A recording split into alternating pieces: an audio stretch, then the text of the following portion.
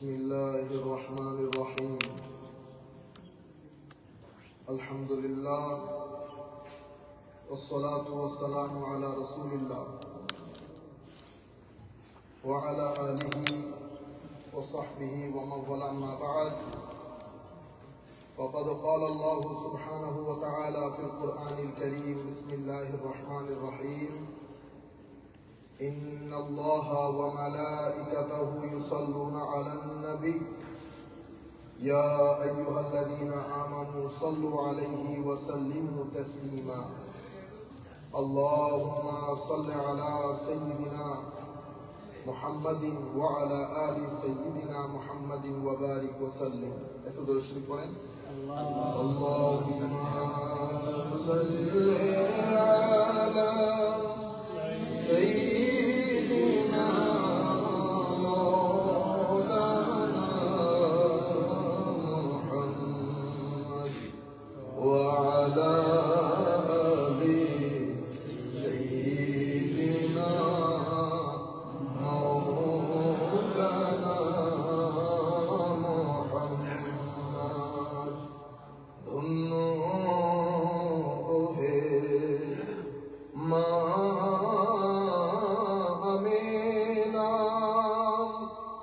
ধন্য তোমার জিন্দেগি,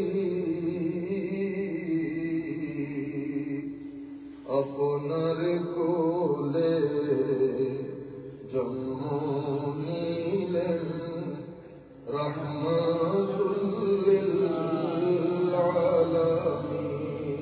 আল্লাহুম্মা সাল্লি আলা سيدنا مولانا محمد وعلى آل سيدنا مولانا محمد. সম্মানিত উপস্থিতি, আল্লাহ পাকের মেহেরবানিতে আজকে আমরা দারসুল হাদিসের মধ্যে সবাই সমবেত। পুরা পৃথিবীর প্রত্যন্ত অঞ্চল থেকে আপনারা অসংখ্য ভাই হজে যাচ্ছেন। সেই হিসাবে আপনারা সবাই অনুরোধ করেছেন আমরা হজ বিষয়ক একটা সেশনের মধ্যে যেন হয়ে যায়। কথাগুলো আপনারা সপ্তাহখানেক আগে বললে আমাদের জন্য সুবিধা। যাই হোক, আল্লাহ পাকের মেহেরবানি, আমরা খুব সংক্ষিপ্ত আকারে আপনাদেরকে বলবো। আপনারা বিষয়গুলো যদি এখানে আমরা যারা বসছি, যারা দূর দূরান্ত থেকে শুনছি, একটু খেয়াল করলে পুরো বিষয়টা আমাদের মুখস্থ হয়ে যাবে। আমরা যারা 80% নতুন হাজি যান, অনেক কনফিউজ থাকেন এবং উল্টাপাল্টা করে ফেলেন আগে পিছে। ইভেন গতবার যখন আমরা হজে গিয়েছিলাম, আমাদের ইংল্যান্ড থেকে অনেক ভাইরা হজে গেছেন, তারা আসলে ঠিক বুঝতেছে না কি করবে। অনেকে আছে পাথর নিক্ষেপ করে তাওয়াফের জন্য চলে এসছে। কোরবানি হয়েছে কি হয় নাই, ওনারা হোটেলে এসে আরাম করতেছেন, কিন্তু আপনাদেরকে তো মিনাই চলে যেতে হবে। যাই হোক, তা আমি সংক্ষিপ্ত আকারে কর্মসূচি বলার আগে দুই একটা হাদিস হজের ফজিলতের উপর বলবো, দুই একটা হাদিস মদিনা শরীফের ফজিলতের উপর বলবো। এর পরবর্তীতে আমরা হজের 5 দিনের কর্মসূচিকে সংক্ষিপ্ত আকারে আপনাদের সম্মুখে তুলে ধরবো ইনশাআল্লাহ। সবার জন্য একটা ট্রেনিং সেশন হয়ে গেল। হুজুর করিম সাল্লাল্লাহু আলাইহি ওয়াসাল্লাম ইরশাদ করেছেন: قال رسول الله صلى الله عليه وسلم من حج هذا البيت فلم يرفث ولم يفسق رجع كما ولدته امه متفق عليه। বুখারী মুসলিম শরীফের রিওয়ায়াত। হাদিসের অনুবাদে যাওয়ার আগে আমরা যারা হজে যাব, ইভেন আগামী বছরও যারা হজে যাব, সবচেয়ে গুরুত্বপূর্ণ হচ্ছে হজের জন্য আগে নিজেকে তৈরি করা। এটা আমি চলে গেলাম বাস তাওয়াফ করে ফেললাম, ঘটনা সেরকম না। নিজেকে হজের জন্য তৈরি করা অসম্ভব গুরুত্বপূর্ণ। আপনি যে আল্লাহর মেহমান, সেটা আমাকে বুঝতে হবে না? আমি সেটা ফিল করতে হবে, সেটা আমার চরিত্রের মধ্যে প্রকাশ পেতে হবে, আমার কথাবার্তায় প্রকাশ পেতে হবে আমি যে আল্লাহর মেহমান। এখন আমার ভিতরে ঝাল যেটা আগে ছিল সেটা এখনো আছে, আমার জবান আগে যেরকম ছিল এখনো সেরকম আছে। তাইলে আপনি আল্লাহ যে আপনাকে মেহমানদারি করছেন, এটাকে আপনি গুরুত্বের সাথে নিতেও পারবেন না, দিতেও পারবেন না, আপনি নিজেও সম্মানিত হবেন না। সুতরাং প্রথম বিষয় হচ্ছে যখন থেকে আমরা হজে যাওয়ার নিয়ত করব, আমরা আমার নবী সাল্লাল্লাহু আলাইহি ওয়াসাল্লাম বলছেন, যেই ব্যক্তি এই হজ করলো, এই ঘরে হজ করলো কাবাতুল্লাহ, ফালাম ইয়ারফুস ওয়ালাম ইয়াফসুক, গুনাহ থেকে, অশ্লীল বাক্য বিনিময় থেকে, অশ্লীল শব্দ, অশ্লীল কর্ম, এগুলা থেকে নিজেকে বাঁচিয়ে রেখেছে, সেই হজ্জের পরে তার মা তাকে জন্ম দিয়েছেন যেভাবে নিষ্পাপ, ঠিক সেভাবে নিষ্পাপ হয়ে হাজিরা হজ থেকে ফেরত আসে। তাইলে এখানে আমার নবী সাল্লাল্লাহু আলাইহি ওয়াসাল্লাম দুটি কথা বলেছেন, একটা হচ্ছে অশ্লীল বাক্য আর একটা হচ্ছে অশ্লীল কর্ম। এই দুইটা থেকে আমরা সর্বোত্তকরণের চেষ্টা করব নিজেদেরকে দূরে রাখার জন্য, কারণ আমি আল্লাহর মেহমান, আমি আল্লাহর মেহমান। আল্লাহর মেহমান হওয়ার জন্য কিছু রিকোয়ারমেন্ট আছে, আল্লাহর মেহমান হওয়ার জন্য কিছু কোয়ালিটি দরকার হয়। সেই কোয়ালিটি গুলা নিজে যারাই বিভিন্ন পৃথিবীর বিভিন্ন প্রান্ত থেকে আমাদেরকে দেখছেন, আপনারা যারা হজের সফরে আছেন অথবা হজের সফরে কিছুদিনের মধ্যে বের হবেন, আমরা সকলের প্রতি বলবো আপনারা আপনাদের সফরটা আপনারা তওবার মাধ্যমে শুরু করেন। আগে আপনারা তওবা করেন এবং আল্লাহর দরবারে করজোরে আপনাদের কৃত সমস্ত গুনার জন্য মাফ চান। এরপরে আপনাদের আত্মীয় স্বজন কেউ যদি আপনাদের উপর অসন্তুষ্ট থেকে থাকে, যেই কোনো কারণে হোক, সরি বললে আপনি কখনো ছোট হবেন না, সবার কাছে ক্ষমা চেয়ে নেন, কোনো অসুবিধা নাই, কোনো অসুবিধা নাই। আপনি যদি দোষী না হয়ে থাকেন, আমার আল্লাহ আপনার মাকামকে বুলন্দ করবে, আমার আল্লাহ আপনার মাকামকে বুলন্দ করবে, অন্তত আপনি সওয়াল জবাব থেকে বেঁচে যাবেন। সুতরাং তওবার মাধ্যমে জাহেরান বাতেনান, প্রকাশ্যে অপ্রকাশ্যে, তওবার মাধ্যমে আগে নিজেকে হজের উপযোগী করে তুলেন। আমার আল্লাহ ডেকে আপনাকে তার ঘরে নিয়ে যাচ্ছে মেহমানদারি করার জন্য। সুতরাং আল্লাহর ঘরের মেহমান হওয়ার জন্য সবচেয়ে গুরুত্বপূর্ণ হচ্ছে তাহারাত, পবিত্রতা। ইভেন আমরা মসজিদে নামাজের জন্য আসলে ওযু করতে হয়, অনেক সময় গোসল করতে হয়, কারণ পবিত্রতা আল্লাহর ঘরে আসার অন্যতম প্রধান রিকোয়ারমেন্ট। সেটা এবার আপনি যখন হজে যাচ্ছেন, তো জাহেরান বাতেনান কি পরিমাণ পবিত্রতা আপনার হওয়া উচিত আপনি চিন্তা করে দেখবেন। সুতরাং হাজী সাহেবদের প্রতি বিশেষ অনুরোধ, আমরা কঠিন না করি কথাগুলো, তাহারাতের প্রতি গুরুত্ব দেবেন। তাহারাত শুধু ওযু দিয়ে হয় না, ওযু দিয়ে পানির তাহারাত, যেটা আপনার সগীরা গুনাহ ঝরে যায়, আর আরেকটা আপনার কলব বাতেনের তাহারাত দরকার, যেখানে আমরা হিংসা, বিদ্বেষ, অশ্লীলতা, ঘৃণা সবকিছু পুষি, সেটারও তওবা দরকার। এভাবে জাহেরি বাতেনে তওবা করে আপনারা হজের জন্য নিজেদেরকে তৈরি করেন এবং আল্লাহর মেহমান হওয়ার জন্য উকুফে আরাফার দিন যেন আপনার চোখের পানি নিচে পড়ার আগে আল্লাহ আপনার গুনাহ মাফ করে দেন, ঘটনা যেন সেরকম হয়। সুতরাং আমরা এর পরবর্তীতে তওবা করার পরে যে কাজটা আপনারা করবেন সেটা হচ্ছে মুহাসাবা। মুহাসাবার আগে মুজাহাদা। তাহলে তিনটা জিনিস, তিনটা শব্দ মনে রাখলে হবে, তওবা, মুজাহাদা, মুহাসাবা। তওবা, মুজাহাদা, মুহাসাবা। তওবা তো বুঝলেন, কি করবেন? 2 রাকাত নামাজ পড়ে আল্লাহর দরবারে ক্ষমা চান, সমস্ত কৃতকর্মের জন্য আমার আল্লাহ ক্ষমা করে দেবেন। কারো যদি কোনো আপনার উপর ঋণ থেকে থাকে, অবশ্যই তাকে ঋণ ফেরত দেবেন, অথবা তাকে বলে একটা সেটেলমেন্ট করে নেবেন। এর পরবর্তীতে মুজাহাদা। মুজাহাদা মানে তওবার উপর ইস্তেকামতের সাথে থাকার জন্য আপনাকে একটু চেষ্টা করতে হবে, একটু স্ট্রাগল করতে হবে। এবং মুহাসাবা। মুহাসাবা মানে হিসাব করবেন পুরা দিন আপনার চোখ, কান, মুখ এমন কোনো কাজে লাগিয়েছেন কিনা। আমি নিজের চোখে দেখেছি গতবার হজের মধ্যে আমাদের ভাইরা 2-3 জন একসাথে হলে আর কোনো কথা নাই, ভুলেই যান ওনারা যে হজের সফরে আছে। বহুত আফসোস, সদ আফসোস। এই কাজগুলা করা থেকে নিজেদেরকে বিরত রাখবেন, একাকিত্বে থাকবেন, সবার সাথে বেশি কথা বলার দরকার নাই। যখন আপনারা হজের সফরে পৌঁছে যাবেন, এমন ভাব করবেন কেউ কাউকে না চেনে না। সুতরাং আপনি আপনার মতো করে চেষ্টা করবেন আপনার মাধ্যমে কেউ যেন কোনো কষ্ট না পায়। ওখানে অনেকভাবে হয়তো আপনাকে কষ্ট সইতে হবে, কারণ আপনি আল্লাহর মেহমান, আপনি আল্লাহর মেহমান, এটা মাথায় রাখবেন। সুতরাং আপনার মাধ্যমে কোনো অভদ্রতা, আপনার মাধ্যমে কোনো হইহুল্লোড়, আপনার মাধ্যমে কোনো চিৎকার চেঁচামেচি যেন আমার আল্লাহর ওই সীমান্তের মধ্যে না হয়। এগুলো আপনারা অসম্ভব। আমরা গুনাহগার মানুষ, আমাদের থেকে গুনাহ সঞ্জত হবে, কিন্তু বেয়াদবি যেন না হয়, বেয়াদবি যেন না হয়, এগুলো মাথায় রাখবেন। তো মুহাসাবা করবেন, হিসাব করবেন আজকে কোনো গীবত করেছি কিনা, আমার চোখ অন্য কোনো জায়গায় ইউজ হয়েছে কিনা। তাহলে আপনারা সময়গুলো কিভাবে কাটাবেন, পুরা সময় আপনারা ডেফিনেটলি এখন হজের ওই মাসলা মাসাইলগুলো চেঞ্জ হয়ে গেছে, যেগুলো আমরা কিতাবে পড়েছি, যেহেতু আমরা গ্রুপ নিয়ে যাই। তো গ্রুপ নিয়ে যেহেতু যাবেন, আপনাদের মুআল্লিম যিনি উনি নিশ্চয়ই আপনাদেরকে বলবেন কি করবেন কি করবেন না। আপনারা যেটা করবেন পুরো সময়টা হারেম শরীফে দেওয়ার চেষ্টা করবেন, সাথে একটা কোরআন শরীফ রাখবেন, অথবা কোরআন শরীফ ওখানে পাওয়া যায়। আর আপনাদেরকে যে বেশ কিছু বিষয় আপনাদের গলায় ঝুলিয়ে রাখতে হয়, হাতের মধ্যে লাগিয়ে রাখতে হয়, এগুলো কোনো অবস্থাতেই খুলবেন না। আল্লাহর ওয়াস্তে ওই জায়গার মধ্যে পণ্ডিতি করবেন না। যেভাবে সরকার আইন কানুন করেছে আপনাদের সেফটি সিকিউরিটির জন্য, আপনারা পরিপূর্ণরূপে সেগুলো মেনে চলবেন এবং পুরো দিনটা চেষ্টা করবেন হেরেমে পাকের মধ্যে দেওয়ার জন্য। কোনোভাবে যেন তাহাজ্জুদ মিস না হয়। তাহাজ্জুদের আগে ঘুমিয়ে নেন পারলে, আর নাইলে তাহাজ্জুদ করে ফজর করে একেবারে ঘুমান, তাহলে আপনাদের শরীরের মধ্যে শক্তিও থাকবে। কারণ আপনাদেরকে তৈরি থাকতে হবে, আপনারা নিজেদেরকে অনেক বেশি টায়ার্ড করে ফেলতে পারবেন না। আপনাদের কাজ 8 তারিখ থেকে শুরু হয়ে যাবে। 8, 9, 10, 11, 12 এই 5 দিন হচ্ছে আপনার গুরুত্বপূর্ণ দিন। কোন কারণে যদি 9 তারিখ আপনি অসুস্থ হয়ে যান, উকুফে আরাফা মিস হয়ে গেলে হজ শেষ। কারণ উকুফে আরাফাই হচ্ছে হজ। সুতরাং আপনারা এখন যারা গিয়ে পৌঁছে গেছেন, হালকা পাতলার মধ্যে আপনারা অধিক উমরা করার চেষ্টা করবেন না। এখন 5 দিনের জন্য নিজেকে রেডি রাখবেন।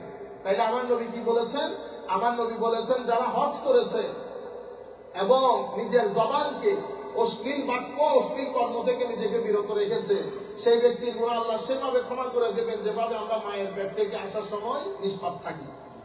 এর পরবর্তীতে আমার নবী বলেছেন, আন আবি হুরায়রা রাদিয়াল্লাহু তাআলা আনহু قال قال رسول الله صلى الله عليه وسلم العمرة إلى العمرة كفارة لما بينهما والحج المبرور ليس له جزاء إلا الجنة أو كما قال النبي صلى الله عليه وسلم। এটা বুখারী মুসলিম শরীফের riwayat। আমার নবী ইরশাদ করেছেন, উমরা থেকে উমরা, আপনি এই উমরা করে এসেছেন, আগামী উমরা করার পরে মাঝখানে যে গুনাহগুলো হয়েছে 2 উমরার কারণে এগুলো কি হয়ে যায়? ক্ষমা হয়ে যায়। এরপর আমার নবী বলেছেন হজ্জে মাবরুর, এমন হজ যেটা আল্লাহ কবুল করেছেন। এই হজের জন্য আল্লাহর পক্ষ থেকে প্রতিদান হচ্ছে জান্নাত। আল্লাহর পক্ষ থেকে প্রতিদান জান্নাত। এর পরবর্তীতে আমরা শুধু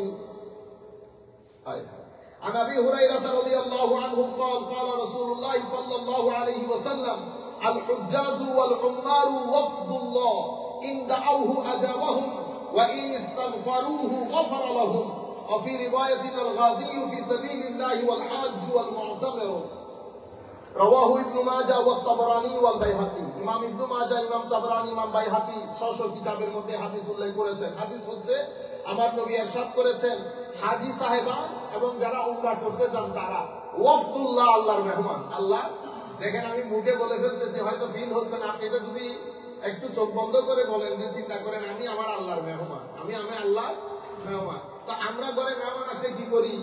সর্বোচ্চ চেষ্টা করি মেহমানকে খুশি করার জন্য।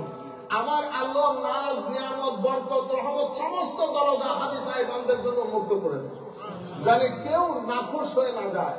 সেই কারণে আপনাদের প্রতি অনুরোধ, পুরা হজ্জের মধ্যে কোনো কারণে কারো উপর রাগারাগি করবেন না, সব বরদাস্ত করে নেবেন। মনে করবেন যে আল্লাহর মেহমান হওয়ার জন্য এটা আপনার জন্য সাময়িক পরীক্ষা, আপনার জন্য সাময়িক পরীক্ষা। হাজী এবং যারা উমরা করতে যান ওয়াফদুল্লাহ, আল্লাহর মেহমান। ইন দাআউহু আজাবাহু, সুবহানাল্লাহ। তো তারা যদি আল্লাহর দরবারে কোনো কিছু চায়, আল্লাহ অবশ্যই তার প্রতি উত্তর দান করেন, আমি কবুল করেন। এবং তারা যদি গুনাহ ক্ষমা চায়, আল্লাহ তাদের গুনাহ ক্ষমা করেন, হাজী সাহেবদের জন্য। এরপরে আমার নবী সাল্লাল্লাহু আলাইহি ওয়াসাল্লাম ইরশাদ করেছেন, আন আবি হুরায়রা قال خطبنا رسول الله صلى الله عليه وسلم فقال ايها الناس قد فرض عليكم الحج فحجوا। রাসূল করিম সাল্লাল্লাহু আলাইহি ওয়াসাল্লাম খুতবা দিয়েছেন। আবু হুরায়রা রাদিয়াল্লাহু আনহু বলছেন, আমাদেরকে খুতবা দিয়েছেন, বলেছেন, হে মানুষ, তোমাদের উপর আল্লাহ হজ ফরজ করেছে, তোমরা হজ করো। ফাকাল রাজুলুন, এক ব্যক্তি উঠে বলতেছে, মানে এইখানে রেখেছে এক ব্যক্তি, অন্য riwayat-এর মধ্যে আসছে উনি কে? হযরত আকরা বিন আবিস রাদিয়াল্লাহু তাআলা উঠে বলতেছেন, আকুল্লা আমিন ইয়া রাসূলুল্লাহ, হুজুর প্রত্যেক বছর যে হজ করা ফরজ, আমরা কি প্রত্যেক বছর করব? আমার নবী ফাসাকাতা হাত্তা ক্বালাহা তালাসা, আমার নবী চুপ হয়ে গেছে। উনি 3 বার এই কথা বলতেছেন রিপিটেডলি, হুজুর প্রত্যেক বছর যে হজ করা ফরজ, হুজুর প্রত্যেক বছর যে হজ করা ফরজ। আমার নবী বলতেছেন, লাউ কুনতু নাআম, যদি আমি হ্যাঁ বলে দেই, লাউ ওয়াজাবা, তাহলে প্রত্যেক বছর হজ করা ওয়াজিব হয়ে যাবে, প্রত্যেক বছর হজ করা ওয়াজিব হয়ে যাবে। ওয়ালাম মাসতাতাতু, কিন্তু প্রত্যেক বছর হজ তোমরা করতে পারবা না। সুম্মা ক্বাল যারুনি মা তারাকতুকুম, বেটা এত প্রশ্ন করার দরকার নাই, বলে দিয়েছি তোমাদের উপর হজ ফরজ, হজ করো। হ্যাঁ, জারুনি মা তারাকুম, আমি যেভাবে কথাগুলো সেটেল করে দিয়েছি ওভাবে রাখো। বেশি প্রশ্ন করলে জিনিসটি হয়ে যায়, কঠিন হয়ে যায়। ফাইন্নামা হালাকা মান কানা ক্বাবলাকুম বিকাসরাতি সুআলিহিম, তোমাদের পূর্বে অনেক জাতি ধ্বংস হয়েছে আম্বিয়ায়ে কেরামকে বেশি প্রশ্ন করার কারণে। আমাদের এখন আছে না, এটা কিতাবে আছে, ওইটা কিতাবে আছে, এটা অমুক, ওইটা সমুক, ওইটা সমুক। ডাক্তারে যখন প্যারাসিটামল দিছে জিজ্ঞেস করছেন, ডাক্তার সাহেব এটা কোন কিতাবে লেখা আছে প্যারাসিটামলের কথা? বলছেন কোনদিন? কোন জায়গার মধ্যে কোন ইঞ্জিনিয়ারকে আপনি কখনো চার্জ করেছেন? কোন সফটওয়্যার ইঞ্জিনিয়ারকে চার্জ করেছেন কোন কিতাবের মধ্যে পেয়েছে? গরিব আমাদের কাছে এসে শুধু কিতাব খোঁজে, শুধু কিতাব খোঁজে। আমার নবী বলতেছে তোমাদের পূর্বে অনেক জাতি আম্বিয়ায়ে কেরামকে অতিমাত্রায় প্রশ্ন করার কারণে কি হয়ে গেছে? ধ্বংস হয়ে গেছে। ওয়াখতিলাফিহিম আলা আম্বিয়াইহিম, আম্বিয়ায়ে কেরামকে নিয়ে ইখতিলাফ করার কারণে। ফাইজা আমারতুকুম বিশাইইন ফাতু মিনহু মাসতাতাতুম, যখন তোমাদেরকে কোনো কিছু করতে বলি তোমরা তোমাদের সামর্থ্য অনুযায়ী চেষ্টা করবা। ওয়াইজা নাহাইতুকুম আন শাইইন ফাদাউহু, যদি কোনো কিছু থেকে নিষেধ করি সেটা থেকে বেঁচে থাকবা। তাহলে আমার নবী কি বলেছেন? আমার নবী বলেছেন আমি যদি হ্যাঁ বলতাম তাহলে কি হয়ে যেত? ওয়াজিব হয়ে যেত। সে কারণে আমি একটা এক্সট্রা একটা কথা বলি, আপনাদের জন্য রেলেভেন্ট নাও হইতে পারে। সেই কারণে আমাদের ইসলামিক স্টেটের মধ্যে, ইসলামিক স্টেট এবং সেকুলার স্টেটের অনেক পার্থক্যের মধ্যে একটা মৌলিক পার্থক্য, যেটা মনে করতে পারেন মানে সবচেয়ে বড় পার্থক্য, সেটা হচ্ছে সেকুলার স্টেটের মধ্যে জনসাধারণ সার্বভৌম ক্ষমতার মালিক। সভরেনিটি হচ্ছে কাদের? জনসাধারণের। জনসাধারণ যেটা ইচ্ছে করবে পার্লামেন্ট সেটা করতে বাধ্য। কেন? কারণ নাগরিক আমি, আপনি, আমরা সবাই মিলে আমরা সভরেন ক্ষমতার মালিক, মানে রাষ্ট্রের সর্বোচ্চ কর্তৃপক্ষ। সর্বোচ্চ কর্তৃপক্ষ মানে কি? I can not be challenged. আমার যেটা চাওয়া পাওয়া সেটা এভারলাস্টিং, অ্যাবসলিউট, ফাইনাল, চূড়ান্ত, স্থায়ী, পার্মানেন্ট। এটাকে আপনি চ্যালেঞ্জ করতে পারবেন না। কেন? কারণ জনসাধারণ, আমরা জনসাধারণ, আমরাই সবচেয়ে বড় ক্ষমতার মালিক। পার্লামেন্ট, আমি যদি মনে করি এলজিবিটি বৈধ হওয়া দরকার, পার্লামেন্ট বাধ্য সেটাকে বৈধ করবে। আমি যদি মনে করি আজকে থেকে সেটা বৈধ হওয়া দরকার নাই, পার্লামেন্ট বাধ্য সেটাকে বাদ দিতে। কেন? কারণ আমি সর্বভৌম ক্ষমতার মালিক। সর্বভৌম ক্ষমতা অনেক কথা আছে, আমি তো আর এখানে ওই বিষয়ে কথা বলতেছি না। আচ্ছা, ইসলামিক কোর্টের মধ্যে সর্বভৌম ক্ষমতা তিনজনের কাছে ন্যস্ত। মৌলিকভাবে ultimate sovereignty belongs to almighty Allah. ইসলামী স্টেটের মধ্যে আমার আল্লাহ সমস্ত সার্বভৌম ক্ষমতার একচ্ছত্র অধিপতি। বুঝতে পেরেছেন? ইনিল হুকমু ইল্লা লিল্লাহ কুলিল্লাহুম্মা মালিকাল মুলক। বুঝতে পেরেছেন? আমার নবী সাল্লাল্লাহু, দ্বিতীয় সভরেনিটি আমার নবী, কিন্তু আমার নবীটা আলটিমেট এবং রিয়েল সেন্সে না, মেটাফরিক্যাল সেন্স। আমার নবী ম্যানিফেস্টেটিভ সভরেন ইন ইসলামিক স্টেট। ম্যানিফেস্টেটিভ মানে আমার আল্লাহর সার্বভৌমত্বের প্রকাশস্থল হচ্ছে আমার নবী। সেই কারণে আমার আল্লাহ কি বলেছেন? আমার আল্লাহ বলেছেন ফালা ওয়া রাব্বিক লা ইউমিনুন হাত্তা ইউহাক্কিমুকা ফীমা শাজারা বাইনাহুম। হাবিব, তাদেরকে বলে দেন তারা ঈমানদার হতে পারবে না যদি তাদের সবকিছুর ক্ষেত্রে আপনাকে বিচারক হিসেবে মেনে না নেয়। আপনাকে ওয়া আতাকুমুর রাসূল ফাখুযুহু, যা নবী দান করেন গ্রহণ করো, ওয়া মা নাহাকুম আনহু ফান্তাহু, যা থেকে নিষেধ করেন বেঁচে থাকো। ওয়া মা আরসালনা রাসূলিল্লাহ লিইউতাআ বিইজনিল্লাহ, যত রাসূল আমি প্রেরণ করেছি রাসূলের হুকুম চূড়ান্ত, রাসূলের হুকুম চূড়ান্ত। তাহলে সার্বভৌম ক্ষমতার মূল মালিক আল্লাহ, ম্যানিফেস্টেটিভ রূপকভাবে রাসূলুল্লাহ সাল্লাল্লাহু আলাইহি ওয়াসাল্লাম। তৃতীয় হচ্ছে আমার যিনি খলিফা, তবে খলিফাটা কন্ডিশনাল। হযরত আবু বকর সিদ্দিক বলেছেন আমার আনুগত্য ততক্ষণ করবা যতক্ষণ আমি আল্লাহ আল্লাহ রাসূলের আনুগত্য করব। তাহলে যিনি খলিফা উনি প্রতিনিধি কার? রাসূলের পাকের সাল্লাল্লাহু আলাইহি ওয়াসাল্লাম। উনার আনুগত্য কন্ডিশনাল। কতক্ষণ? ইয়া আইয়ুহাল্লাযীনা আমানু আতিউল্লাহ ওয়া আতিউর রাসূল। আল্লাহর আনুগত্য, রাসূলের আনুগত্য। আতিউ শব্দটা দুইবার এসেছে। তাইলে ইন্ডিপেন্ডেন্টলি আল্লাহ, ইন্ডিপেন্ডেন্টলি রাসূলুল্লাহ। কিন্তু রাসূলের পাকের এটা manifestative God given quality, God given authority. ওয়া উলিল আমরি মিনকুম, ওয়া আতিউ আর রিপিট হয় নাই, ওয়া উলিল আমরি মিনকুম। যাই হোক, তাইলে আমাদের এখানে সভরেনিটি তিন ধরনের। সেই কারণে রাষ্ট্রে আপনি এক্সিকিউটিভ বলেন, জুডিশিয়ারি বলেন, পার্লামেন্ট বলেন, সংসদ, নির্বাহী এবং বিচার বিভাগ। সংসদের দায়িত্ব কি?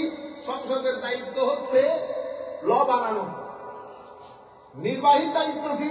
নির্বাহী দায়িত্ব এক্সিকিউট করা। বিচার বিভাগের দায়িত্ব কি? টু ইন্টারপ্রেট দ্য ল।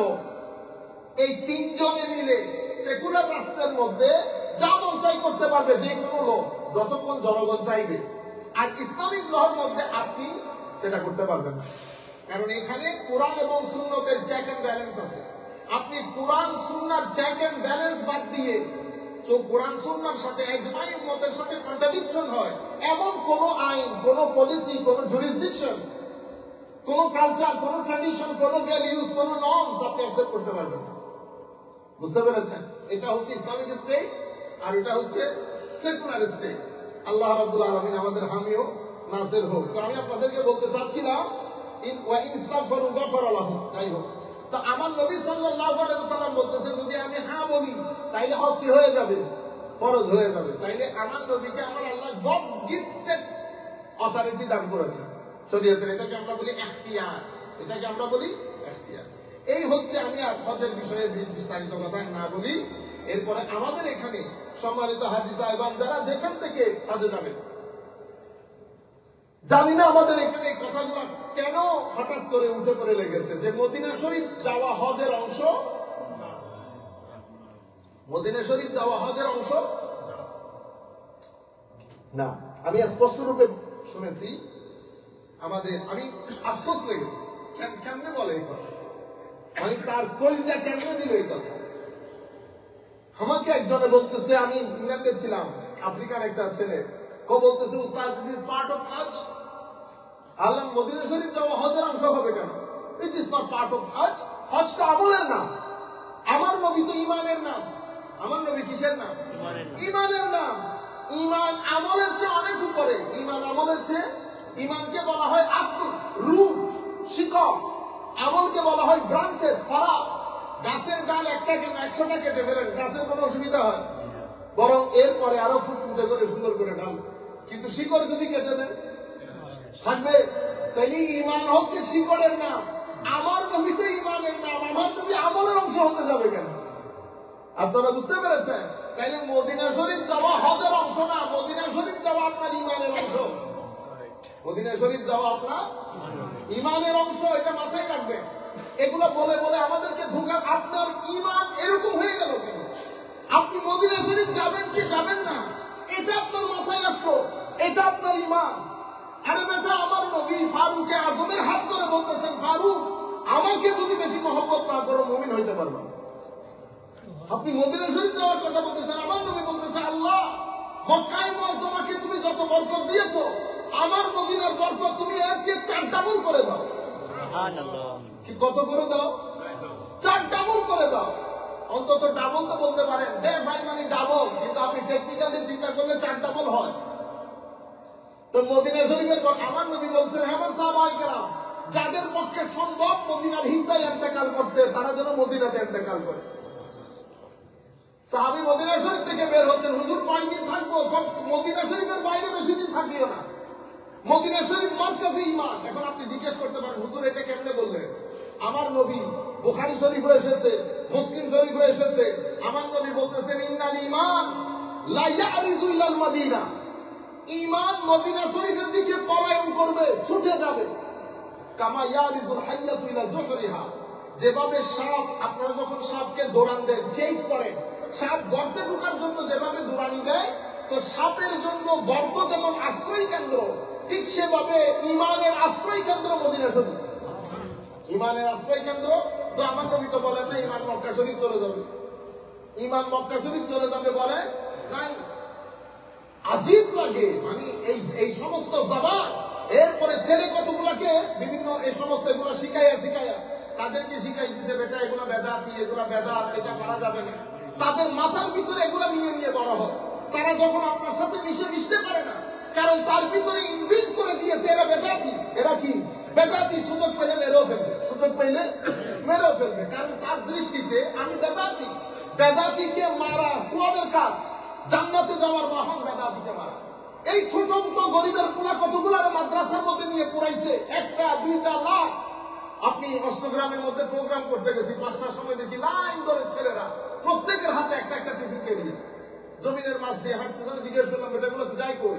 হুজুর এরা ভাত উঠাইতে যাইতেছে। আল্লাহ ইন্না লিল্লাহি ওয়া ইন্না ইলাইহি রাজিউন।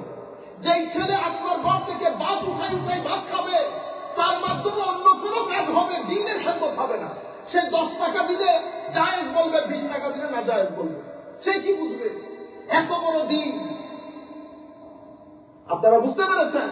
এরপরে আমরা দেখেন না, এখন মাদ্রাসা খুলে দিলে হয় পুরা রাস্তা জ্যাম হয়ে যায়। যখন আমরা এডুকেশনের সংস্কারের কথা বলি, তখন আমাদের ভাইদের লেগে উঠে। আমার নবী কোন দিন শিক্ষা দিল, আপনারা কোন দিন শিক্ষা দিচ্ছেন? ছেলেরা দুনিয়া বুঝে না, ব্যাপার পড়ে না। এই ছেলেগুলাকে যদি আপনারা মেইন স্ট্রিমের সাথে না আনতে পারেন, এরা কখনো কন্ট্রিবিউট করতে পারবে না জাতির উপর। কারণ তারা সবসময় একটা নিজেদেরকে আন্ডার স্ট্রিমে ইনফেরিয়রিটি কমপ্লেক্সে ভুগে। নাম্বার 1, রিলিজিয়াসের ক্ষেত্রে ওরা এক্সট্রিমিজম চিন্তা করে, তাদের মাথার ভিতরে এক্সট্রিমিজম থাকে। আপনারা বুঝতে পেরেছেন? মূল হচ্ছে আমার নবীর শানে ইনিয়ে বিনিয়ে বেয়াদবি করা। এই প্রশ্ন আসবে কেন যে আমার নবীর, আপনি বেটে এত টাকা খরচ করে হজের মধ্যে যাইতেছো, তুমি বলো তো দেখি, উকুফে আরাফার মধ্যে আপনি যে আরাফার ময়দানে বসেছিলেন, ওখানে কেন বসেছিলেন? আরাফা আপনারা তো হজ করেছেন, ওখানে কি বিশেষ করে ইবাদত আছে? আপনি বলতেছেন উকুফে আরাফা। উকুফে আরাফা একটু stay in the court of Arafah, that's it. এরপরে মুজদালিফা, এরপরে মিনা, প্রত্যেক জায়গা কোন না কোন নবীর স্মৃতি বিজড়িত। তো পুরো হজ্জের প্রোগ্রাম যদি দেখেন, it is simply A commemoration, simply A commemoration. আপনি স্মৃতি চারণ করছেন, সাফা মারওয়ার মধ্যে দোরা থেকে শুরু করে, মিনা থেকে শুরু করে, মুজদালিফা থেকে শুরু করে, আরাফা থেকে শুরু করে, প্রত্যেক জায়গা কোন না কোন নবীর সাথে, স্মৃতির সাথে কানেক্টেড। আপনি সব ইব্রাহিমী সুন্নতগুলো পালন করলেন, যখন মদিনা শরীফে যাওয়ার কথা আসছে, এবার আপনি প্রশ্ন তুলতেছেন এটা হজের অংশ কিনা? আপনার বেটা ইমানের গাইরত দিল কেমনে? গাইরতে ইমান। আমার নবী বলতেছে যদি তওবা কবুল হোক সেটা চাও, ওয়ালাউ আন্নাহুম যালামু আনফুসাহুম যাউ ফাস্তাগফিরুল্লাহ ওয়াস্তাগফিরুল্লাহ রাসূল লা ওয়াজাদুল্লাহ তাওয়াবার রাহিমা। যদি গুনাহ করে থাকো তো আমার নবীর দরবারে যাও। আমার নবীর দরবারে গেলে সেখান থেকে যদি আল্লাহর দরবারে ক্ষমা চাও, আমার আল্লাহ অবশ্যই ক্ষমা করে দিবেন। আল্লাহ ক্ষমাশীল, দয়াশীল। আপনারা বুঝতে পেরেছেন? যাই হোক, তাহলে খবরদার, মদিনা শরীফের ফজিলত আমার নবী সাল্লাল্লাহু আলাইহি ওয়াসাল্লামের মাধ্যমে। আমার নবী কি বলেছেন জানেন তো? মা বাইনা বাইতি ওয়া মিনবারি রাউদাতুন মিন রিয়াদিল জান্নাহ ওয়া মিনবারি আলা হাউদি। আপনি সেই মদিনা শরীফকে নিগেট করতেছেন, সাধারণ মানুষকে ডিসকারেজ করতেছেন। আমাদের বড় বড় শেখ, বড় বড় শেখ ঘরের মধ্যে 3 টাকা নাই, ঘরের মধ্যে চাই দিয়ে ভাত রান্না করতে পারে নাই, 300-400 কোটি টাকা ব্যাংকে পড়া। কেন দেয়? কে দেয়? আপনারা বুঝতে পেরেছেন? আমরা গরিব ওই কাজটা করতে পারি নাই। আমরা যদি তাদের হাতে হ্যাঁ বলতে পারতাম, তো আমরা এখানে এসে টাকা খাইতে হইত না। কিন্তু আমরা তো উল্টা লড়তে গেল, দুনিয়া উল্টে যাবে। আমার নবীর শানে বিন্দু পরিমাণ বেয়াদবি বরদাস্ত হবে না, করা হবে না, যাবে না। মুমিন এটা করতে পারে, এটা আমাদের ইমানের খেলা, এটা আমাদের ইমানের। আমার নবী বলতেছেন মা বাইনা বাইতি ওয়া মিনবারি। আরে বেটা, আমার ঘর আর আমার মিনবারের মাঝখানে একটা জান্নাতের টুকরা আছে। আমার ঘর, আমার মিনবারের মাঝখানে কি আছে? জান্নাতের একটা বাগান আছে। বলেন তো দেখি, পৃথিবী ধ্বংস হবে কিনা? হবে। সবকিছু ধ্বংস হয়ে যাবে, জান্নাত ধ্বংস হবে। তাহলে আমার নবী যখন বলতেছেন, আমি ইশারা দিতেছি, একটা আপনারা করবেন, আমরা কোনো হুজুর না, আলেম না, সাধারণ ছেলেগুলো যারা আমাদের উলামায়ে কেরাম দেখতেছেন, তাদেরকে বলতে একটা গবেষণা করেন। আমার নবী বলতেছেন মা বাইনা বাইতি ওয়া মিনবারি রাউদাতুন মিন রিয়াদিল জান্নাহ আও কামা ক্বালা নবী সাল্লাল্লাহু আলাইহি ওয়াসাল্লাম। জান্নাত যেহেতু ধ্বংস হবে না, তো এটা সম্পর্কে আপনাদের অভিমত কি সেটা আপনারা বিচার করে দেখেন। কারণ আমার নবী বলতেছেন আমার ঘর এবং মিনবারের মাঝখানে একটা কি আছে? জান্নাতে বাগান আছে। সবকিছু ধ্বংস হবে, বুঝতে পেরেছেন? আচ্ছা, এর পরবর্তীতে ওয়া মিনবারি আলা হাউদি, এবং হৌজে কাউসার যেখান থেকে আমি পান করাবো সেটা আমার মিনবারের নিচে। তুমি আমার সেই রাসূলের মদিনা শরীফে যেতে নিষেধ করতেছে।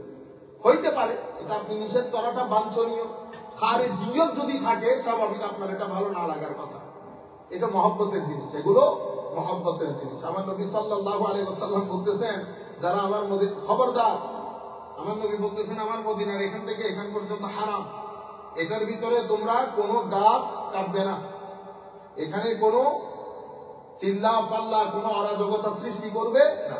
আমার মদিনার হিত্তার মধ্যে যারা অরাজকতা সৃষ্টি করে তাদের উপর আল্লাহর লানত, ফেরেশতার লানত, কুল কায়নাতের লানত। আপনি সেই মদিনা শরীফের কথা বলতেছেন। আমার নবী সাল্লাল্লাহু আলাইহি ওয়াসাল্লাম বলতেছেন, আল্লাহ ইন্না ইব্রাহিম হাররামা মাক্কাতা ওয়া ইন্নী হাররামতুল মাদিনা মা বাইনা লাবাতাইহা।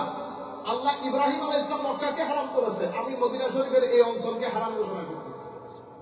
লা ইউতাউ ইদাবুহা ওয়া লা ইউসাবু সাইবুহা, কোনো কাটা যাবে না, কোনো শিকার করা যাবে না।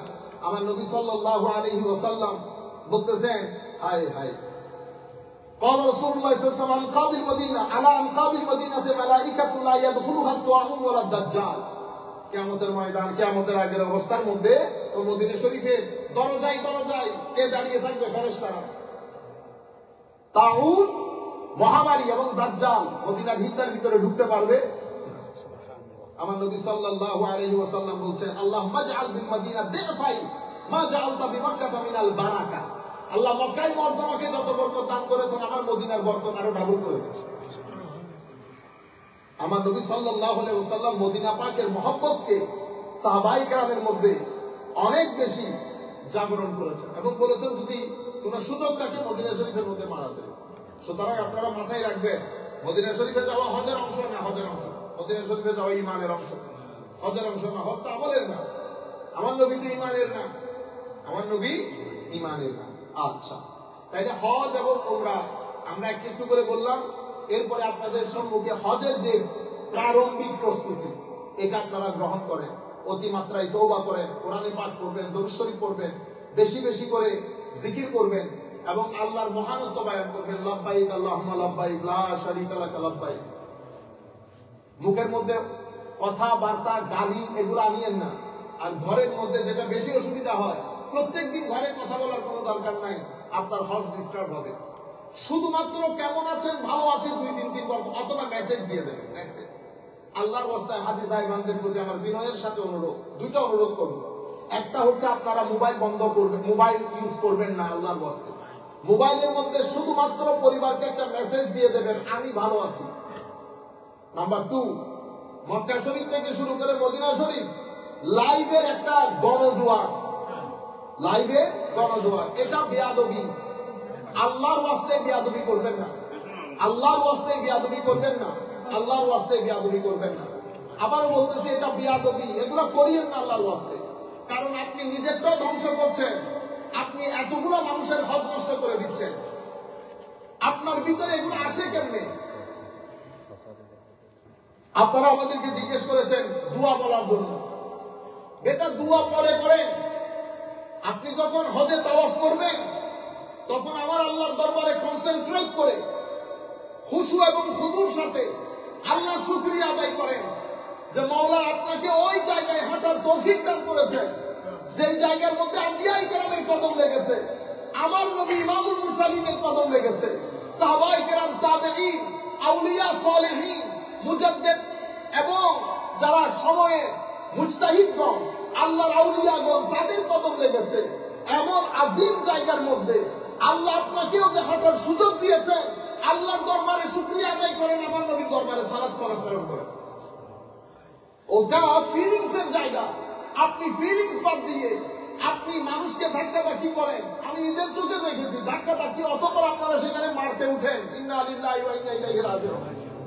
মনে রাখবেন, মেহমান যেভাবে যায়, এক মেহমানকে আমার আল্লাহ দেওয়ার জন্য নিয়ে যান, আরেক মেহমানকে পরীক্ষা করার জন্য নিয়ে যান। সুতরাং নিজের কারণে নিজেকে ফিতনার মধ্যে জড়াবেন না আল্লাহর ওয়াস্তে। এই কথাগুলো মাথায় রাখবেন। আখেরি তাইলে টোটাল হজের কর্মসূচি 5 দিনের। আপনারা জটিল করবেন না জিনিসগুলাকে। আপনি যখন বইগুলা পড়বেন, বইয়ের মধ্যে 1 প্রকার 2 প্রকার দুয়ার যে লিস্ট আছে, আপনি এমনিতে পাগল হয়ে যাবেন। এখন আমি যেভাবে বলতেছি আপনি মুখস্থ করে ফেলে চলবেন। তাহলে আপনার হজের কাজ শুরু হবে 8 তারিখ। 8 তারিখকে বলা হয় ইয়ৌমে তারবিয়া। ইয়ৌমে তারবিয়া। তাই 8 তারিখ কি করবেন? ওই দিন হজের কার্যক্রম শুরু হয়ে যাবে।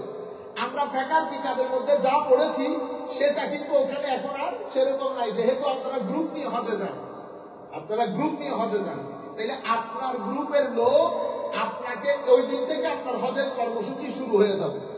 জেনারেলি আমরা সকালে ঘুম থেকে উঠে ফজরের নামাজের আগে ইহরামের নিয়ত করে গোসল করব, 2 রাকাত নফল নামাজ আদায় করব, নফল নামাজের মধ্যে আপনারা সূরা কাফিরুন, সূরা ইখলাস করতে পারেন, অথবা 3 বার সূরা ইখলাস করতে পারেন। এর পরবর্তীতে আপনি হজের নিয়ত করবেন। হজের নিয়ত করলে স্বাভাবিক আপনাকে তালবিয়া পাঠের মাধ্যমে যাত্রা শুরু হয়ে গেছে। লাব্বাইক আল্লাহুম্মা লাব্বাইক, লাব্বাইক লা শারীকা লাক লাব্বাইক, ইন্নাল হামদা ওয়ান নি'মাতা লাকা ওয়াল মুলক লা শারীকা লাক।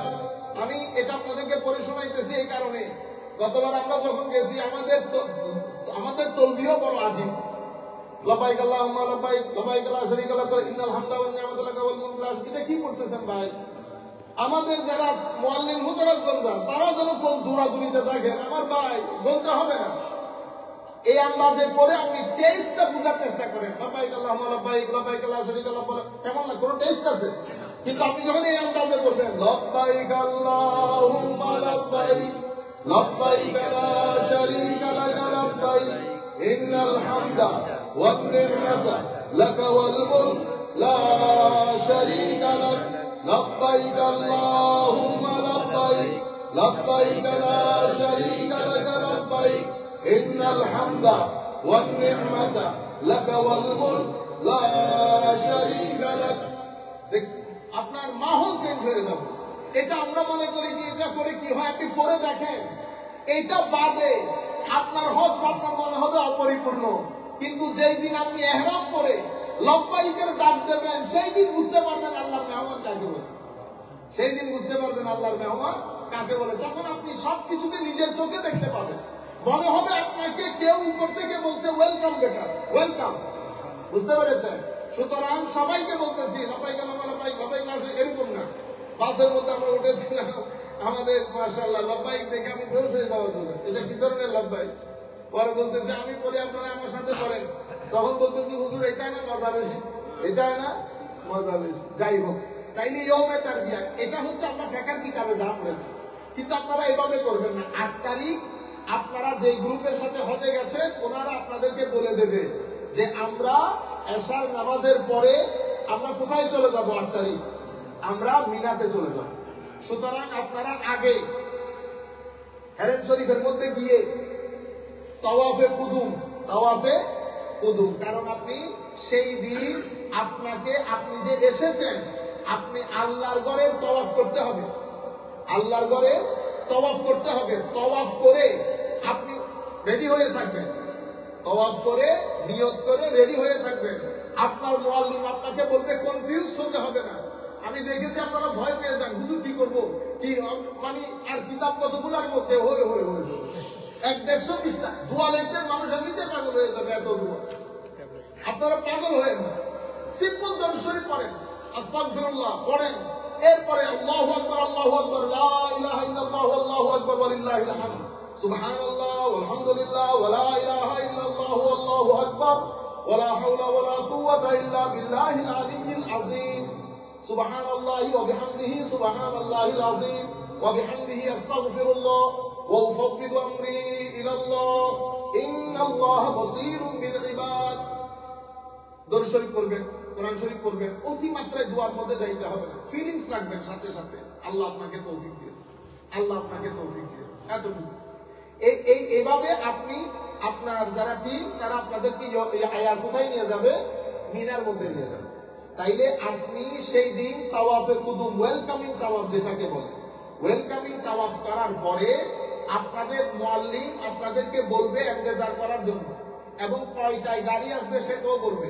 আপনারা ছোট্ট ব্যাগের মধ্যে মিনায় যে যে কিছু দরকার হবে ব্যাগ ভারী করবেন না, যা কিছু দরকার হবে ওইটা নিয়ে যুদ্ধের মধ্যে নেমে পড়বেন। বাস আপনাদেরকে মিনায় নিয়ে যাবে।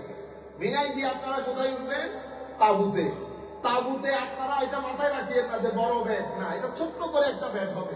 এটুকুলো কোনো কিছুই মাথায় রাখিয়েন না, আল্লাহ রাব্বুল আলামিন ব্যবস্থা করবেন। খুব চমৎকার করে আপনার হজ আদায় হয়ে যাবে, আপনি কল্পনা করতে পারবেন। তাইলে আপনি যেতে যেতে ওখানে পৌঁছতে পৌঁছতে 12টাও বাজতে পারে, 1টাও বাজতে পারে। নামাজ দোয়া পড়ে আপনি অপেক্ষা করবেন তারপরের দিন 9 তারিখ। এটা হচ্ছে হজের জান, ইয়মে আরাফা। তো সেই দিন ফজরের নামাজের পরে আপনারা মিনা থেকে বের হবেন, তাঁবু থেকে বের হবেন। কিন্তু আপনাদের মুআল্লিম আপনাদেরকে বলে দেবে কয়টায় গাড়ি আসবে। এখানে আপনার একটু লেট হওয়ার সম্ভাবনা আছে। আপনারা মুআল্লিমের কথার উপর ভিত্তি করে তৈরি থাকবেন। তৈরি থেকে বাস আসলে ওখান থেকে আপনারা আরাফার ময়দানে যাবেন। এটা আরাফা মানে কিয়ামতের ময়দান।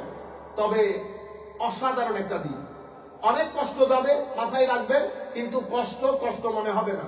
যখন আরাফার ময়দানে হাত তুলবেন দেখবেন চতুর্দিক থেকে শুধু কান্নার আওয়াজ আসবে, এবং সেই দিন আপনি বুঝবেন আমার আল্লাহ বান্দার গুনাহ মাফ করে কেন।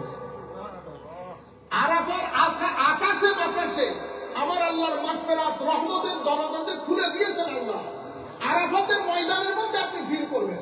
আমরা আল্লাহর দরবারে দোয়া করেছি আল্লাহ যেন মৃত্যুর আগে বারবার আরাফাতের ওই মোনাজাত আমাদেরকে নসিব করে। সেই দিন স্বাভাবিক আপনারা সবাই একসাথে থাকবেন, তাঁবুর মধ্যে এক মোনাজাত একসাথে করবেন, আরেক মোনাজাত দূরে গিয়ে একাকী করবেন। একাকির মধ্যে যা মন চাই সেদিন আল্লাহর দরবারে আল্লাহ সেদিন দরজা উন্মোচন করে দিবে। আল্লাহর সাথে কথা বলে যা মন চায় আল্লাহর দরবারে ফরিয়াদ করেন। আল্লাহ বলেছেন যা বলবেন আল্লাহ কবুল করবেন, এবং সেদিন আপনি বুঝতে পারবেন আমার আল্লাহর বরকতের দরজা, রহমতের দরজা, মাগফিরাতের দরজা বান্দার জন্য খুলে দিয়েছে। না গেলে বুঝতে পারবেন। তাইলে এটা হচ্ছে আপনাদের দ্বিতীয় দিন। তাহলে 8 তারিখ থেকে কাজ শুরু। তোয়াফ করবেন, ইহরাম করবেন, নিয়ত করবেন, গাড়ির জন্য অপেক্ষা করবেন, ওনারা গাড়িতে করে আপনাদেরকে তাঁবুতে নিয়ে যাবে, নামাজ দোয়া করবেন, খাবেন, জিকির আজকার, একটু ঘুমাবেন, কারণ 9 তারিখের জন্য ভরপুর প্রস্তুতি লাগবে। ঘুমাবেন একটু করে 2-2.5 ঘন্টা। এরপরে উঠে গাড়ির জন্য অপেক্ষা করবেন, আরাফার দিকে আপনাদেরকে নিয়ে যাবে। 9 তারিখের কাজ শুরু হবে আপনাদের। 9 তারিখকে বলা হয় ইয়ৌমে আরাফা। ইয়ৌমে আরাফা আমার নবী বলেছেন ওই উকুফে আরাফাই হচ্ছে হজ। উকুফে আরাফাই হচ্ছে হজ। তাহলে ইয়ৌমে আরাফার দিন হাজী সাহেবান সবাই একসাথে হয়ে ওই তাঁবুতে যাবে। সেখানে গিয়ে দ্বিপ্রহরের পরে আমরা যোহর এবং আসর একসাথে করব। এটাকে বলে জামা বাইনাস সালাতাইন।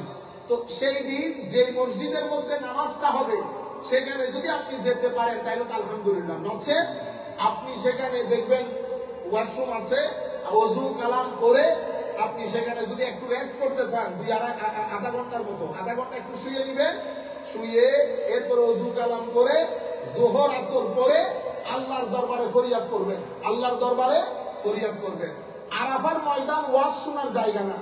আমি বারবার বলছি আপনাদেরকে, আরাফার ময়দান ওয়াজ শোনার জায়গা না। আরাফার ময়দানে দিল খুলে প্রাণ খুলে আমার আল্লাহর মেহমানদারি নেওয়ার জায়গা। সুতরাং সবাই মিলে একটা মোনাজাত আর একটা মোনাজাত দূরে গিয়ে একাকিত্বে করবেন। উকুফে আরাফার একটা মিনিটও যেন ওয়েস্ট না হয় আপনাদের, এটা খুবই গুরুত্বপূর্ণ। এরপরে এখান থেকে আপনারা আস্তে আস্তে কোথায় চলে যাবেন? মুজদালিফার মধ্যে চলে যাবেন। যোহর আসর পরে আপনারা যখন সূর্য অস্ত যাবে, সূর্যাস্তের পরে আপনি মুজদালিফার দিকে বের হয়ে যাবেন। তো মুজদালিফার দিকে বের হয়ে গেলে তাহলে 8 তারিখও শেষ, 9 তারিখও শেষ। ওই জায়গার মধ্যে অতিরিক্ত দোয়া দরুদগুলো করবেন। সুবহানাল্লাহ ওয়ালহামদুলিল্লাহ ওয়ালা ইলাহা ইল্লাল্লাহু আল্লাহু আকবার ওয়ালা হাওলা ওয়ালা কুওয়াতা ইল্লা বিল্লাহিল আলিয়্যিল আযীম। দরুদ শরীফ পড়বেন, কথাবার্তা বলবেন না। আপনি আল্লাহর সুবতের মধ্যে মনে করবেন আছেন, আল্লাহর মেহমানদারি গ্রহণ করতেছেন। এরপরে মুজদালিফার দিকে রওনা হবে। মুজদালিফা অভিমুখে রওনা যখন দেবেন তালবিয়া, ইস্তেগফার, দরুদ সবকিছু করবেন। তাইলে আপনার 8 তারিখ শেষ, 9 তারিখ শেষ, 9 তারিখ শেষ। আপনি যখন মুজদালিফায় পৌঁছেছেন 10টা 11টা বেজে যেতে পারে, 10টা 11টা 12টাও বাজতে পারে। তো আপনি মুজদালিফায় পৌঁছার পরে ওনারা আপনাদেরকে বলবেন সেই কথাগুলো। মুজদালিফার যে কোনো একটা জায়গা ময়দান আপনাদের যেখানে অ্যাভেলেবল হয় ওখানে আপনারা মাটি চাটাই বিছিয়ে সেখান থেকে আগে পাথর গ্রহণ, ওখানে পাথর করা আছে, আপনি পাথর নিয়ে নেবেন ওই যে শয়তানকে মারার জন্য। তাইলে ওখানে আমরা মাগরিব এবং এশা একসাথে করব ইমামের পেছনে। মাগরিব এশা একসাথে পড়ে আমরা কিছু খাওয়া দাওয়া করে এরপরে একটু আরাম করব, বিশ্রাম। কারণ আপনি অনেক টায়ার্ড হয়ে যাবেন, একটু বিশ্রাম করে নেবেন। বিশ্রাম করে ফজরের 1 ঘন্টা আগে উঠে যাবেন, তাহাজ্জুদ করবেন, ফজর করবেন। ফজর করার পরে এরপরে দশম দিবস হয়ে গেছে। 8 গেল, 9 গেল, দশম দিবস। দশম দিবসকে বলে ইয়ৌমুন নাহার। ইয়ৌমুন নাহার কুরবানির দিন। তাইলে দশম দিবসে আপনারা উঠে প্রথমে মুজদালিফা থেকে পাথর সংগ্রহ করে ফজরের নামাজের পর মিনার দিকে রওনা হব। মিনার দিকে রওনা হয়ে আমরা ওই যে পাথর নিক্ষেপ করবো শয়তানকে। পাথর নিক্ষেপ করার পরে পাথর নিক্ষেপ করব, পাথর নিক্ষেপ করে কুরবানি করব, কুরবানি করে মাথা মুন্ডাবো, মাথা মুন্ডানোর পরে ইহরাম খুলবো। আবার বলি আপনারা মুখস্থ করে নেবেন। মুজদালিফা থেকে শয়তানকে পাথর নিক্ষেপ করতে যাব, পাথর মারার পরে আমরা কুরবানি করব। এখন কুরবানি ওখান থেকে কেমনে করবেন? আপনি খবর নিবেন, মুআল্লিম আপনাকে বলবে আগ থেকে সেট করে রাখা হয় বলা, কনফিউজ হওয়ার কোনো দরকার নাই। তাইলে আপনি বলবেন, ফোনে যোগাযোগ থাকবে কুরবানি হয়েছে কিনা। কুরবানি হয়েছে, আপনি মাথা মুন্ডাবেন, আপনার মাথাকে হলক করবেন, শেভ করবেন। মাথা মুন্ডানোর পরে এহরাম খুলবেন। এহরাম করে এই যে এতদিন এহরামের মধ্যে আছে, এখন সিভিল ড্রেস করবেন। সিভিল আপনারা যেটা পাঞ্জাবি বা জুব্বা পরে ফেলবেন। এরপরে আমরা যদি চান ওই দিনই বেটার মক্কা শরীফ চলে যাবেন, তাওয়াফে জিয়ারত করবেন। প্রথম দিন করেছেন 8 তারিখ তাওয়াফে কুদুম ওয়েলকামিং, আজকে করবেন তাওয়াফে জিয়ারত এবং হজের যে সাই সাফা মারওয়ার সাইও করবেন। তাওয়াফে জিয়ারত, হজের সাই, এটা করার মাধ্যমে আপনার হজের কাজ প্রায় 90% শেষ। বাকি আপনারা 12 তারিখ পর্যন্ত মিনায় অবস্থান করবেন। দ্বিতীয় দিন, তৃতীয় দিন শয়তানকে পাথর নিক্ষেপ করে অতঃপর আপনারা মক্কা শরীফ চলে আসবেন। মক্কা শরীফ চলে এসে আরেকটা জিয়ারত তাওয়াফ করে আপনার হজের কাজ পরিপূর্ণরূপে সমাপ্তি হয়ে যাবে। তাইলে 8 তারিখ ইয়ৌমে তারবিয়া, 9 তারিখ ইয়ৌমে আরাফা, 10 তারিখ ইয়ৌমুন নাহার, 10 তারিখ ইয়ৌমুন নাহার, আর বাকিগুলো পাথর নিক্ষেপ। একেবারে সংক্ষিপ্ত কাজ, কনফিউজ হবেন না। কোন দোয়া দরুদ কোন জায়গার মধ্যে পড়া ফরজ, ওয়াজিব না। আপনারা আমাকে জিজ্ঞেস করেছেন আমরা কি পড়ি, সেটা গুনাহ করে উঠে যাবে। আমরা আমার নবীর দরবারে সালাম দেই, আল্লাহ শুকরিয়া আদায় করছি, আল্লাহ যে আমার ওই তৌফিক দিয়েছেন। নতুবা আমাদের মতো লোক যদি ওখানে যদি কোয়ালিটি দেখা হইতো তাহলে কিয়ামত পর্যন্ত সুযোগ হইতো। এটা তো আমার আল্লাহ দয়া করেছেন, আমাদেরকে সুযোগ করে দিয়েছেন। সেই জন্য আল্লাহর দরবারে শুকরিয়া আদায় করছি আর আমার নবীর দরবারে সালাতু সালাম। এর পরবর্তীতে আপনারা যদি চান আপনাদের মৃত মা বাবা কারো জন্য উমরা করতে, সেটাও করবেন, অতিমাত্রাই না। এরপরে মদিনা শরীফ যাওয়ার জন্য তৈরি হবেন, হজের মহব্বত এবং ঈমান জাগানিয়া জিয়ারতে। ওই সময় যখন হবে নিজেকে প্রস্তুত করবেন ওই জায়গায় যাওয়ার জন্য। এরপরে মদিনা শরীফ যাবেন। মদিনা শরীফ যদি যারা ইংল্যান্ড, আমেরিকা, ইউরোপ থেকে যাচ্ছেন, হাতে যদি সময় না থাকে 1 ঘন্টা হলে আমার নবীর দরবারে হাজিরি দিয়ে আসবেন।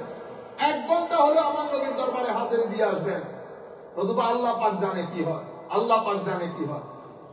আবারও বলছি, মদিনা শরীফ হজের অংশ না, মদিনা শরীফ ঈমানের অংশ। সত্যিকার অর্থে ঈমান থাকলে মদিনা শরীফ ফিরে আসতে পারবেন। আল্লাহ রাব্বুল আলামিন আমাদের হামি ও নাসির হোক। মাওলাই করিম আমাদেরকে কবুল করুক। এরপরে যদি আপনাদের কোনো জটিলতা থাকে, যেভাবে আপনারা জানান সেভাবে জানাবেন, আমরা দর্শগুলোর মধ্যে আপনাদের জন্য ইনশাআল্লাহ ব্যবস্থা করব। ওয়া মা আলাইনা ইল্লাল বালাগ। আসসালামু আলাইকুম ওয়া রাহমাতুল্লাহি তাআলা ওয়া বারাকাতুহু।